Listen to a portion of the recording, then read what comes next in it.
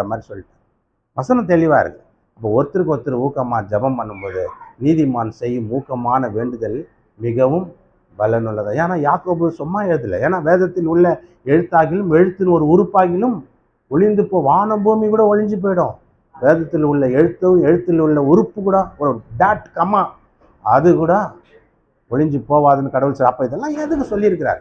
ரொம்ப முக்கியமான ஒரு விஷயம். அதெல்லாம் நம்ம புரிஞ்சுக்கணும் பாருங்க. அல்லேலூயா. அப்போ நீதிமான் செய்யும் ஊக்கமான வேண்டுதலுக்கு மிகவும் பலனுள்ளதா. யோபு 33:26 பாருங்களேன். இதில் இன்னும் அருமையாக இருக்கும் பாரு. அவர் என்ன பண்ணுறாரு பாருங்க. யோபு 33:26. அவன் தேவனை நோக்கி விண்ணப்பம் பண்ணும் பொழுது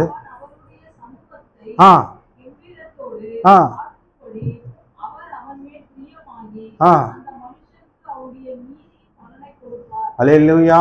இன்னொரு வாட்டி வாசிங்க.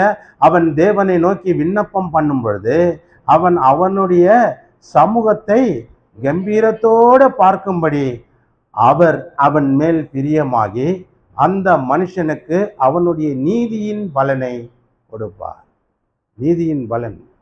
நம்ம ஒருத்தருக்கு ஒருத்தர் ஜெபம் பண்ணும்போது தேவன் அது ஒரு நீதியா, அது ஒரு நீதி. நீ ஒருத்தருக்கு ஒருத்தர் அடிச்சுக்கிற, ஒருத்தருக்கு ஒருத்தர் சண்டை போட்டுக்கிற, ஒருத்தருக்கு ஒருத்தர் விரோதமாக எழும்பிக்கிற, ஒருத்தருக்கு ஒருத்தர் ஏடாகுடமாக பேசிக்கிற, ஒருத்தருக்கு ஒருத்தர் பகைக்கிற, இதெல்லாம் ஒருத்தருக்கு ஒருத்தர் செய்கிற. இப்போ ஒருத்தருக்கு ஒருத்தர் ஜெபம் பண்ணும்போது அது என்னவாகுது? அது என்னவாகுது? இருக்கீங்களா? ஒருத்தர் ஒருத்தர் சண்டை போட்டும் போது அது அநீதி, அது பாவம். ஒருத்தருக்கு ஒருத்தர் விரோதமாக எழும்புறீங்க, ஒருத்தருக்கு ஒருத்தர் கடவுடமா பேசுறீங்க. இப்போ இதெல்லாம் நல்லா செய்றீங்க. ஆனால் ஒருத்தருக்கு ஒருத்தர் ஜெபம் பண்ணனா மட்டும் ஹல்லேலூயா ஹல்லேலூயா. ஒருத்தருக்கு ஒருத்தர் ஜெபம் பண்ணனா சான்ஸ் இல்லை, வாய்ப்பே இல்லை சார், வாய்ப்பு இல்லை. நான் ஏன் அதுக்காக ஜெபம் பண்ணேன்? நான் ஏன் அவங்களுக்காக பண்ணோம்? நான் ஏன் பக்கத்து வீட்டு எதிர் வீட்டு அந்த வீடு இந்த வீடு நான் ஏன் ஜெபம் பண்ணோம்? சார் அது செஞ்சால் நீதியின் பலனை உனக்கு கொடுப்பார். அல்லேலூயா அல்லேலூயா. பீஸ் ரேட்டு அடிச்சா எக்ஸ்போர்ட்டில் கார்மெண்ட்ஸ்லாம் ஒரு காலர் அட்டாச் பண்ணுற வேலை நான் செஞ்சேன். அப்போ எனக்கு எத்தனை காலர் அட்டாச் பண்ணுறனோ அத்தனை பீஸுக்கு அத்தனை கூலி. எனக்கு எவ்வளோ ஓட்டி செய்கிறேனோ அவ்வளோ சம்பளம் எனக்கு.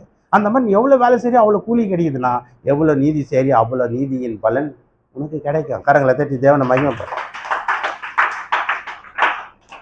ஒருத்தருக்கு ஒருத்தர் விரோதமாக எழும்புற பேசுகிற அது மட்டும் கரெக்டாக செய்கிறேன், அதை மட்டும் துணிங்க, அதுக்கும் பலன் இருக்குது. அதுதான் சொல்கிறேன்.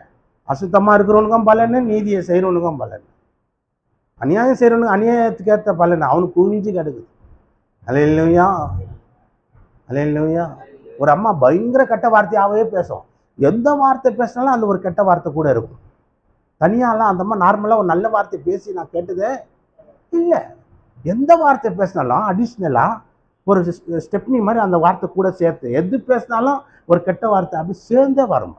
சொன்னேன் இப்படிலாம் பேசாதம்மா. ஏன் அப்படின்ட்டு, நீ பேசும் கெட்ட வார்த்தை வீணான வார்த்தைகளை குறித்து நியாய தீர்ப்பு நாளில் கணக்கு ஒப்புவிக்கணும், கணக்கு கொடுக்கணுமா. நீ பேசுகிற கெட்ட வார்த்தை வீணான வார்த்தைகளை குறித்து நியாய தீர்ப்பு நாள் ஒன்று வருமா. அப்போ நீ இப்படி பேசின சொன்னா நான் எங்கே பேசினேன்? தப்பிக்கவே. ஏன்னா அது மலை போல குவிஞ்சு கிடக்குமா. அதனால தான் சொல்கிறேன், கெட்ட வார்த்தை நீ பேச அது 5, 10, 15, 100 அப்படியே பெருகின்னு போகும். அப்படியே பெருக. அப்போ நீ சின்ன வயசுலேருந்து உனக்கு 80 வயசு வரைக்கும் இருக்கிறேன்னா அந்த 80 வயசு வரைக்கும் எவ்வளோ கெட்ட வார்த்தை பேசினியோ அது ஒரு மலை மாதிரி குவிஞ்சு நிற்கும். அதுக்கேற்ற பலனை நீ அடைவ. அதே நீதி செஞ்சினா அது ஒரு பெரிய எவரெஸ்ட் சிகரம் போல குவிஞ்சு நிற்கும். அதுக்கேற்ற பலன். அப்போ இவ்வளோ நீதி செஞ்சுக்கிறானா இந்த அப்பா நல்லா இருக்க. அதனால தான் சொல்கிறேன், நீதிக்கேற்ற பலனை உனக்கு தரேன். நீ அநியாயம் செஞ்சினா அது உனக்கு குவிஞ்சு கிடக்குது, அது உனக்கு பிரச்சனை, அது பாதிப்பு, வேதனை கூடுது.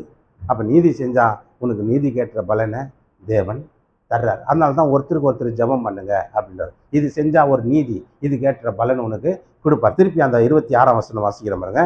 அவன் தேவனை நோக்கி விண்ணப்பம் பண்ணும்போது அவன் அவருடைய சமூகத்தை கம்பீரத்தோடு பார்க்கும்படி அவர் அவன் மேல் பிரியமாகி, எப்படி பிரியமாகி, அவன் மேல் பிரியமாகி அந்த மனுஷனுக்கு அவனுடைய நீதியின் பலனை கொடுப்பார். இப்போ கடவுள் நம்ம மேலே பிரியமாகி நம்மளுக்கு நீதியின் பலனை கொடுக்கணும்னா நாம் என்ன பண்ணோம்? ஒருத்தருக்காக ஒருத்தர் தினமும் காலையும் மாலை எந்திரிக்கும் போதும் படுக்கும் போதும் இந்த ஊருக்காக ஜெபம் பண்ணிக்கிறேன். ஆண்டவரே, இந்த ஊரில் இருக்கிற எல்லா பெரியோரோ சிறியோரோ ரட்சிக்கப்படட்டும், இந்த ஊருக்கு ஒரு ரட்சிப்பு வரட்டும் ஆண்டவர் அப்படின்னு இந்த ஊருக்காக திறந்த வாசல்ல, திறப்பின் வாசல்ல நிற்கிறேன். ஏன் எங்கேயோ இருக்கிறேன், நான் 120 கிலோமீட்டருக்கு அண்ணாண்ட இருக்கிறேன், நான் உங்கள் ஊருக்காக ஜெபம் பண்ணேன். ஏன் அப்போ எனக்கு நீதியின் பலன் தேவன் தருவார். இது நீதி. நான் செய்கிறது ஒருத்தருக்காக ஒருவருக்காக ஜெபம் பண்ணுறது ஒரு நீதி. அப்போ இது கேட்ட பலன் எனக்கு தரார். என்ன நல்லா வைக்கிறார், சுகமோடு வைக்கிறார், பலனோடு இருக்கிறேன், ஆரோக்கியமாக இருக்கிறேன், சந்தோஷமாக இருக்கிறேன். என் நண்பர்கள் என்ன கேட்பாங்க பாரு, எல்லாம் பெரிய பெரிய அதிகாரம் உள்ள வேலையில் இருக்கிறாங்க, பெரிய பெரிய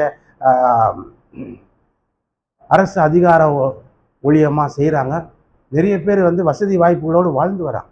அவங்க கேட்பான், நீ எப்படா நல்லா இருக்கிற, நீ எப்போ கேட்டாலும் நல்லா இருக்கிறேன், எப்போ என்ன கேட்டாலும் என்னடா எப்படா இருக்கிறேன்னு கேட்பாங்க என் நண்பர்கள். கர்த்தர் கிருபையில் நல்லா இருக்கிறேன்னு. அல்லேலூயா. எப்போ கேட்டாலும் நாங்கள்லாம் யாருன்னா என்ன கேட்டால் ஏதோ இருக்கிறோம் அப்படின்னு சொல்லுவோம். ஏதோ இருக்கிறோம், ஏதோ சுமாராக இருக்கிறோம், ஏதோ ஆண்டவர் நடத்துறாரு அப்படி சொல்லுவோம். ஆனால் நீ எப்போ கேட்டாலும் நல்லா இருக்கிறேன்னு சொல்கிறியாடா, எப்படா உன்னால் முடியுது?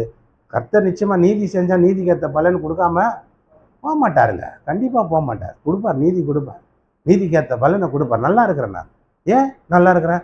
எல்லாருக்காக ஜெபம் பண்ணுறேன். ஏன் எல்லாருக்காக ஜெபம் பண்ணுறேன்? தேவன் சொன்ன வார்த்தை, நீதியின் தேவன் நீதியின் பாதையில் நம்மளை நடத்துகிறார். நீதியில் பிரியப்படுகிற தேவன் அவர். அப்போ நம்ம நீதி செய்யும்போது அவர் பிரியப்படுறாரா நம்ம மேலே.